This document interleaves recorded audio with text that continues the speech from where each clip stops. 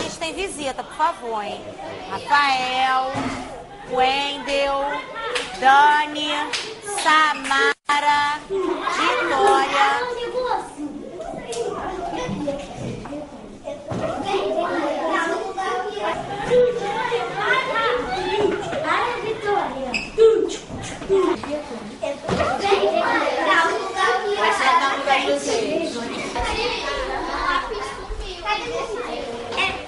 Quando aos 11 anos eu cheguei ao Rio de Janeiro e vim para a casa de um tio-avô, porque meu pai tinha falecido no Recife, eu estava em casa, não é? Tocaram a campainha e disseram tintureiro. Eu me assustei, porque na minha terra tintureiro é cargo de levar preso. Como meu tio era capitão, eu relacionei, não é, numa experiência de vida que eu trazia do Recife.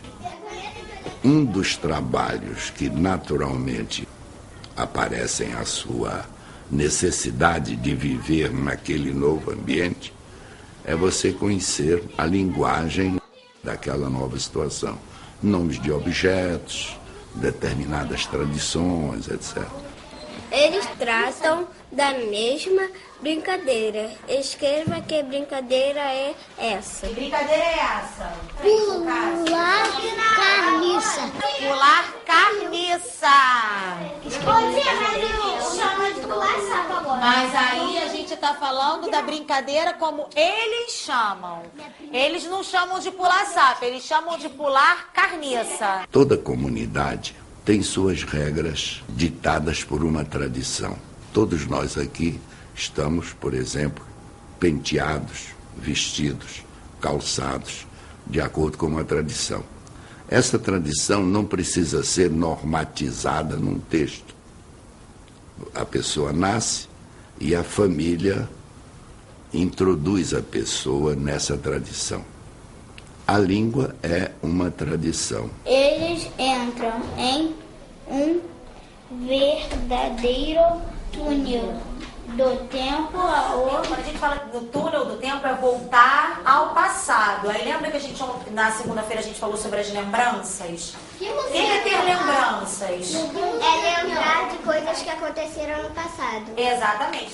Em todas as línguas do mundo, só a metade é língua escrita. É língua falada por uma comunidade que atinge uma situação cultural a ponto de passar do estágio oral para o estágio escrito. Por isso é que os linguistas dizem que essa língua, aprendida no seio da família, é a chamada língua natural, que funciona naquele ambiente. Vamos lá? O meu cabelo Esperando. uma parte. O seu quê? Cabelo? Melhorou. A ascensão social obriga que haja uma seleção no uso da língua. E o conjunto dos fatos que constituem esta seleção, num ambiente mais nobre, num ambiente de cultura mais, vamos dizer, sofisticada, não é? Isso se chama norma. Então, a norma culta nada mais é do que uma etiqueta social. Quando você põe sobre essa língua natural exigências de uma etiqueta, você mascara essa língua natural. É como uma mulher que sai do banho com o seu rosto natural, mas quando vai à rua, ela se pinta, se produz de tal maneira que às vezes há uma diferença grande entre aquele rosto que saiu do banho natural, viçoso, não é? E aquela mulher que sai à rua pintada, totalmente decorada, não é? Para o seu convívio social. Quando o aluno chega à escola, ele chega com a mesma naturalidade da mulher que acabou de tomar banho e sai para se maquiar. Então vamos pensar numa frase que fale sobre brincadeiras de criança. Nessa tela tem brincadeiras perigosas. Sim. Antigamente, o professor recebia o aluno monolíngue, isto é, falando a língua de casa. E o professor queria que este aluno saísse da escola também monolíngue, isto é, falando a língua da escola. Hoje eu vou apresentar para vocês essa história. O Patinho Feio. Mas vocês têm conhecimento prévio dessa história? O que será que tem nessa história? Hoje, o professor que tem uma visão linguística mais séria, mais bem dotada, transforma o aluno num poliglota dentro da sua própria língua. Isto é, ele veio com a língua de casa, a escola lhe apresenta uma outra modalidade e põe à disposição do aluno já duas modalidades. Então eles chegam aqui com aquela coisa do familiar. Mimim, tanimim, truce, comendo, bebendo. A gente entende, né? Mas você vai falando certo para eles, né? E eles não vendo a gente falando certo, né? Ah, tia, eu acabei. Tá, eu acabei, né? Eu fazia, eu fiz. Às vezes realmente eu corrijo. Não sei nem se estou indo pelo caminho certo nesse sentido. Mas eu acho necessário, não assim, você está errado, não é assim. Mas assim, eu peço para ele pensar um pouco sobre o que ele falou. O que você já fez? Aí ele vai chegar à conclusão que a palavra era outra. Eu corrijo sempre. E eu não dou essa possibilidade, não. Você pode escolher como você quer falar. Não, vai falar certo. Sabe? Eu estou entendendo o que você está querendo dizer e você também entende o que eu falo. A gente se comunica. Mas eu cobro. Né? Lá, por exemplo, no momento da, não sei se eu percebeu, tem uma hora que o James falou, cabelo. Eu, como? Quer dizer, quando eu falo assim com eles, eles já sabem que eles falaram alguma coisa. Eu coube, eu falei, olha, fala devagar, pensa no que vocês querem falar, porque vocês sabem falar certo, mas estão falando errado porque vocês estão com pressa de falar.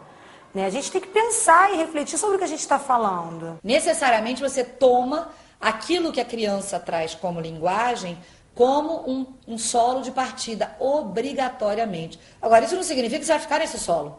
Significa que aquilo ali é o primeiro degrau para você apresentar outros horizontes. Porque se você corta esse primeiro degrau, se você diz, a sua língua não presta. O que você está falando é feio, errado, inadequado em qualquer situação. E não é inadequado em qualquer situação. Não é nós vamos e não nós vai. Nós vamos e nós vai são duas variedades. Não é uma questão de tolerância, é uma questão de caminho didático mesmo. Reconhecimento daquilo como língua verdadeira, língua viva e mostrar que em certas situações, é como disse o Celso Luft há 1000 anos atrás, não é adequado você ir de biquíni para o municipal e nem ir à praia de smoking. Então, o professor terá que conviver com as duas normas e a criança percebe que se nós pegamos o peixe, é uma forma que ela vai usar a vida toda, enquanto nós pega é uma forma que tem uma circulação mais reduzida no mundo da linguagem, ela é suficientemente inteligente para usar aquela que ela não erra nunca. Cadê o patinho diferente? Ali.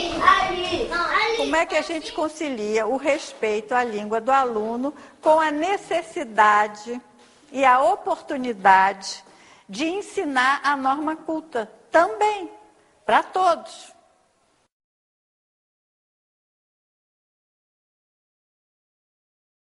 O bidialetismo é uma saída.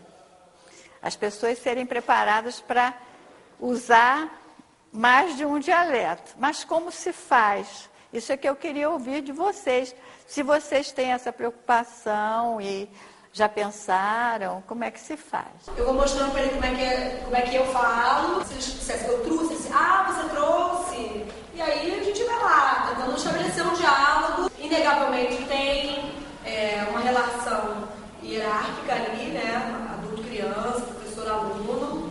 E é o que eu tenho experimentado, de alguma forma, eu digo assim, na questão da oralidade. eu comecei a colocar separadas essas palavras. Palavras escritas de forma incorreta, mas que é devido à oralidade da criança. Então, que ela escrevia da maneira que ela falava. E palavras que ela falava tranquilamente, né, como todo mundo fala, mas que ela tinha alguma dificuldade, ou de regularidade ou de irregularidade da língua. A norma ortográfica não era clara para ela. Eu comecei a colocar separadas essas palavras. Não erre mais, aí fique de olho na língua, põe a boquinha, né, como você fala, fique de olho como você fala. Coloquei lá e comecei a colocar, não erre mais. Aí punha as palavras e punha a forma que estava escrita, que era a forma que eles falavam, né, e a forma que é aceita, né? Bom professor alfabetizador deve estar, isso já se fala há muito tempo, colocando no quadro tanto as regras que estão sendo seguidas pelas crianças, com paradigmas mesmo, você declinar. Então tinha lata e a criança não conseguia escrever lama, porque lama é outro fonema, né? E ela não estava ainda com essa questão de que o A não era só A, que o A, às vezes, em determinados contextos, era an, né? Ou seja, antes do M, quando ele vem antes, uma sílaba que vai começar por N, vai começar por M. Então você tem que fazer essa regra. A primeira regra é que o A é A. Então você vai botar um monte de exemplos no quadro. A segunda regra é que o A é AN também, mas em alguns contextos, a criança vai identificar. O que é que faria o bom professor? Vamos ler esse trecho. Quando fui à escola, ou quando fui à cidade, e depois no comentário gramatical dele. Repararam que o livro diz fui à cidade? Normalmente, como é que nós dizemos? Todos eles dirão, eu fui na cidade. Estão vendo? Fui na cidade. Mas reparem que o livro disse fui à cidade. Com os verbos de movimento, você pode usar tanto a preposição em como a preposição a, sabendo que há uma distinção de nível de língua. Quando você quer usar na língua escrita, você dirá fui ao cinema, fui ao teatro, fui à escola. E quando você quer continuar na língua espontânea, você dirá fui no cinema, fui na escola, etc. Veja bem, o professor não desprezou a modalidade da competência linguística do aluno, mas colocou ao lado dela uma outra modalidade, e essa segunda modalidade vai servir para o professor distinguir uma língua mais policiada e uma língua mais livre, mais espontânea, mais informal. Aí o professor já começou a mostrar um momento da variedade linguística. Na alfabetização, isso é muito possível, porque a gente está lidando com essa passagem da oralidade para a escrita, e se ele aprender que a maneira como ele fala tem regras, né, e você é falante, você é produtor de texto, quando você cumpre essas regras. Aprender essas adequações, que são nuances e são de muitas ordens, para além da sintaxe. Mesmo a pessoa analfabeta, que nunca foi à escola, portanto, um adulto que estiver dentro da sua oralidade, porque não vai estar escrevendo, ou seja, dentro de qualquer momento de produção de linguagem, sempre há regras. Aqui um atrás do outro, pulando sem parar. A obrigação da escola é fazer com que as crianças se desenvolvam linguisticamente, que elas passem a ser produtoras de textos que tenham necessidade na vida social. Se o texto é uma entrevista para um emprego, ela tem que fazer as regras daquela situação comunicativa. Isso é que a escola tem que ensinar. Se o texto é escrever um bilhete para a mãe, se ele virar caminhoneiro, botar uma boa frase de para-choque de caminhão, né? Convencer alguém, se você for vendedor. O outro, querer o tipo que Caçador. Que é uma coisa que eu vivo dizendo aqui, a gente tem que alimentar as crianças. E uma das maneiras de alimentar as crianças é com a literatura, né? Não é preciso ter sido uma princesa ou ter visitado um palácio para imaginar essas coisas. A literatura nos permite experiências vicárias, viver como se fosse. A gente vive o lugar do outro, a experiência do outro, a paixão do outro, a raiva do outro, o ciúme. São experiências fortes que a criança não precisa viver na realidade. A mulher com o seu gatinho, com a sua galinha. É galinha cacarejar. Como é que a galinha cacareja?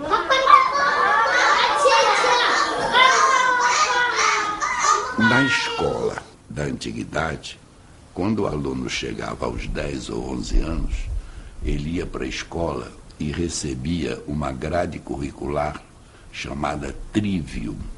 Trivium, 3 disciplinas: gramática, retórica e lógica.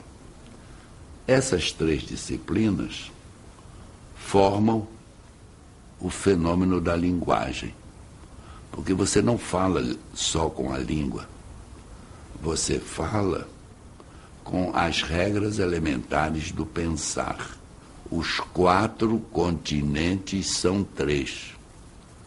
Do ponto de vista gramatical, esta frase está perfeita. Os 4 continentes é o sujeito, são 3 é o predicado e 3 é o predicativo. Está completo. Só que falta a esta frase o que a lógica oferece: as regras elementares do pensar e o conhecimento do mundo. Teve uma vez que eu fiz um trabalho com a turma dela e teve uma criança que ela respondeu, foi uma produção de texto, o Cássio, que ele escreveu lá, não sei, o sol raiou, e eu entendi. E ele falou assim: tia, tá certo? Eu falei: tá. Não estava escrito corretamente. E aquilo para ele foi o máximo, né? Porque, nossa, eu consegui escrever.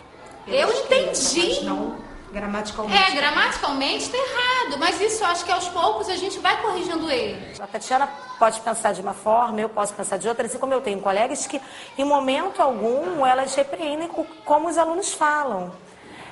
Eu tenho até um exemplo. Logo quando eu entrei no município, dei para eles um exercício, num teste, que era uma cruzadinha para eles colocarem escrito o que era usado para fertilizar o solo. E lá no espacinho tinha, né, para a criança escrever adubo. E a criança escreveu um palavrão, que coube direitinho nos 5. A criança foi lá e escreveu merda. Tia, meu pai disse que tasca merda de cavalo ali dentro. Então, errado não estava. Eu fiquei num impasse se eu aceitava ou se eu não aceitava, e eu acabei aceitando. Né? E aí E existe essa subjetividade mesmo do professor, assim, e agora, o que eu faço? Eu aceito ou eu não aceito? Aí eu fui pedir orientação para minha coordenadora. Ela falou para mim assim: você que sabe. A prática pedagógica, ela é cheia de surpresas, cheia de urgências. Você tem que... Primeiro, seu planejamento não dá certo. Ai, meu Deus, vou ter que falar de novo. Aí os alunos, naquele dia, não colou aquilo. Mas, de repente, um aluno traz uma coisa e você... então vou seguir esse caminho. Você está pronto para essa mudança, para essa surpresa. Isso é que é ser um bom profissional. O professor bom, que tem sido provado por pesquisas, é o professor eclético. O professor que segue um método só está bastante cegado, porque ele está numa via única, né? Não tem possibilidade de improvisação. Os conteúdos, quaisquer que sejam, desembalados, teóricos, de pesquisa, têm que ser desembalados com muito cuidado. O professor tem que se apropriar desses conteúdos mais do que eu trazer. Se for qualquer conteúdo melhor do mundo, se eu trouxer e impuser, não vai dar certo. Vai ser uma coisa que vai cegar o professor vai até engolir, dizer que está usando, mas não vai ser aquele uso, né, com autonomia, com amor, né, amor profissional, sabe, não amor no sentido da missão amorosa, não, mas no sentido de você está fazendo o que você gosta, está fazendo o que você acredita, o que você aposta, você é pago para isso, você foi formado para isso, e você melhor do que ninguém pode fazer isso, né.